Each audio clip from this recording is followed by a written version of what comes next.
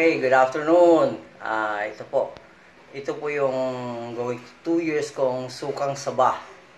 So, napakaasim po yan. Bago lang po ako nag-sample sa kapitbahay ko, pinatikim ko po siya, no? Sabi niya talagang puro napakaasim. So, ito po yung mga stocks ko ngayon. Yan. Okay. So, yan. Kakasala ko lang po, and then kailangan pa ng next filtration ito. So ito medyo malinaw. Yan, may mga saging pa po yan. So ito yung pure. Okay? Ito yung first stage, ito yung second stage. So kung mapapansin nyo, meron po siyang mga parang puti-puti ano. Yan po yung mga saging.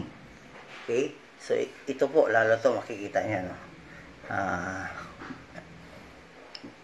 Pag mapapansin nyo po yan, yan po kailangan i-ferment pa po siya ng matagal. Okay?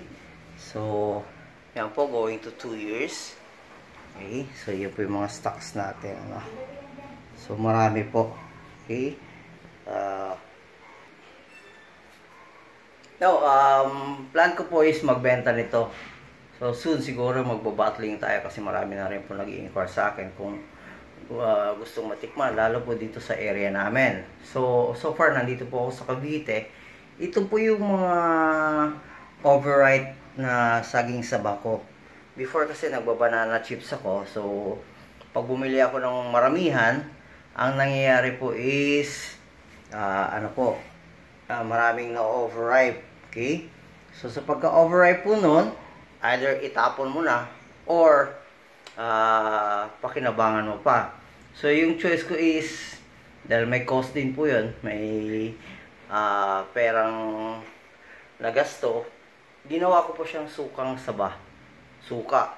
So, pwede po kayong gumawa nito at least 3 weeks to 1 month old process.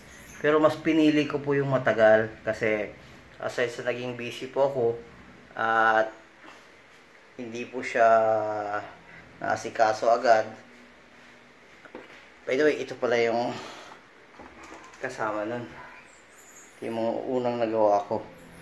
Sa plastic bottles ko lang po muna ginawa. Kasi ito, napakasimpleng process lang. At mapapansin nyo, kailangan ko pang salain para matulad po nito. So yan po. Okay.